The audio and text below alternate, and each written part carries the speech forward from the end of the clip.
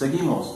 La muerte de Cristo, escucha, la muerte de Cristo no era una demanda del Padre Celestial a fin de expiar los pecados para reconciliarnos con el Padre. Esto es algo que yo quiero que les quede bien claro.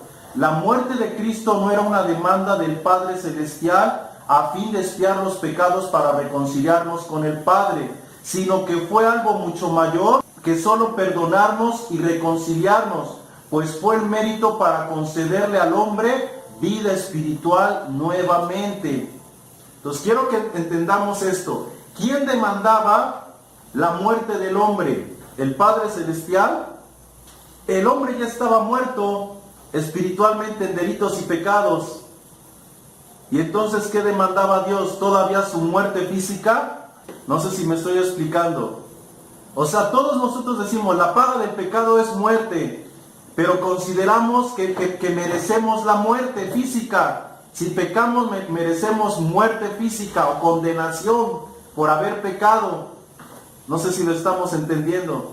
Pero la Biblia no está hablando de muerte física en ese momento, sino que la consecuencia de haber pecado fue la muerte espiritual, la separación de Dios. Esa fue, por decirlo, nuestro pago por haber desobedecido a Dios, por haber hecho lo que Dios no quería que hiciéramos, por decirlo así. Entonces, ¿por qué Cristo vino a morir por nosotros? ¿Acaso Dios demandaba la muerte del hombre una vez que él pecó? ¿O ya había muerte espiritual como consecuencia de que el hombre pecó? Entonces tratemos de entender que una cosa es que la consecuencia del pecado es muerte, y otra cosa es que el hombre tenga que pagar por muerte por haber pecado. No es lo mismo. Y ahí es donde muchos de nosotros nos confundimos, porque pensamos que el hombre cometió pecado y la única forma de expiar su pecado era que él muriera. Y como aunque muriera no podía expiar su pecado, entonces por eso Cristo vino a dar su vida para poder expiar nuestros pecados. Y se hace un revoltijo en la enseñanza, cuando no es así. La paga de nuestro pecado fue nuestra muerte espiritual, nuestra separación de Dios. Amén. Ahora, ¿de dónde sale el hecho de que el hombre tenga que morir, o que Cristo tuvo que morir para expiar nuestros pecados, para reconciliarnos con Dios? El hombre ya estaba muerto espiritualmente. Entonces Cristo no vino para expiar nuestros pecados o para perdonar nuestros pecados. Cristo vino para darnos vida. ¿Sí lo estamos entendiendo? Entonces Cristo ni vino a expiar nuestros pecados o vino a perdonarnos, ¿sí? Porque el Padre no demandaba muerte. Lo que el Padre quería era que fuéramos reconciliados. Entonces, ¿cómo podíamos ser reconciliados? Pues cuando Cristo da su vida, esa vida nos las imparte y se restaura la vida, se restaura la comunión, se restaura la armonía. Y entonces por efecto se dice: hemos sido reconciliados y vuestros pecados han sido perdonados. Es un efecto de la vida que recibimos en Cristo. Ahora, la pregunta es: ¿por qué Cristo vino a dar su muerte si el Padre no demandaba la muerte?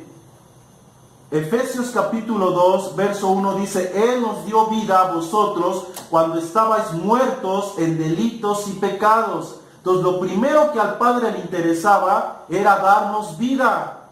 Y esa vida, por efecto, generaría el perdón de nuestros pecados y la reconciliación con el Padre. O sea, el decir están reconciliados es porque Cristo nos dio vida. Ya no había más delito que perseguir al darnos vida. Porque los pecados son un efecto de estar en muerte.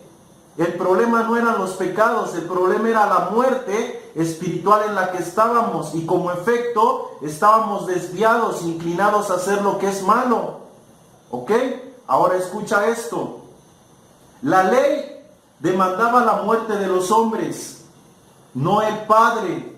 Pues al ser dada la ley como ordenanzas, esta creó la conciencia de culpabilidad y sentencia de condenación en el hombre. Pero Cristo trajo la vida, la fe, la sentencia de justificación y reconciliación.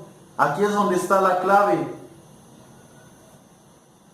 Cristo vino para darnos vida, pero tenía que morir, no exactamente para darnos esa vida, sino que la ley, escucha, la ley que fue creada y la ley que fue expresada como mandamientos y ordenanzas, esa fue la que trajo la conciencia de culpabilidad en el hombre. Y entonces ya había una ley que demandaba la muerte del hombre, no el Padre Celestial, sino la ley fue la que demandaba la muerte del hombre. No sé si me explico. Se creó en el hombre la conciencia de culpabilidad y de muerte.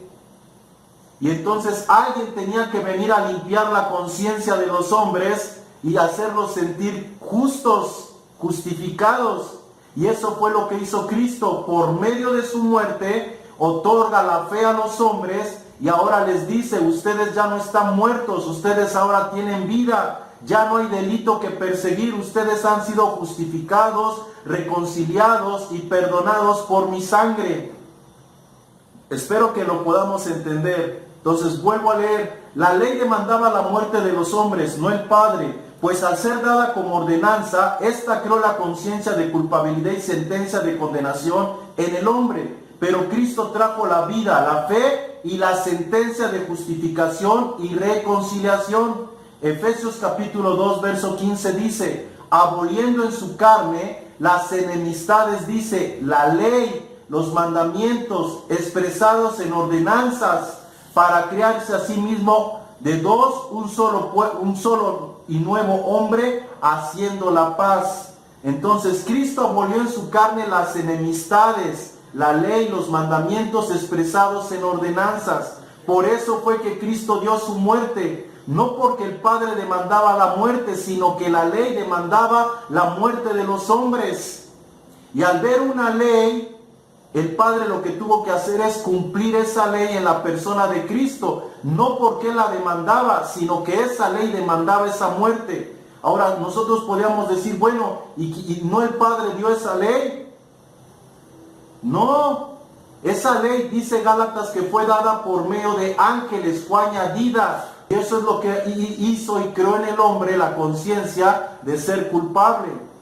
Y al ser culpable el hombre en la conciencia, pues ahora Cristo tiene que venir a quietar la conciencia de ese hombre y a cumplir las demandas de esa ley para que entonces ahora no haya más delito que perseguir.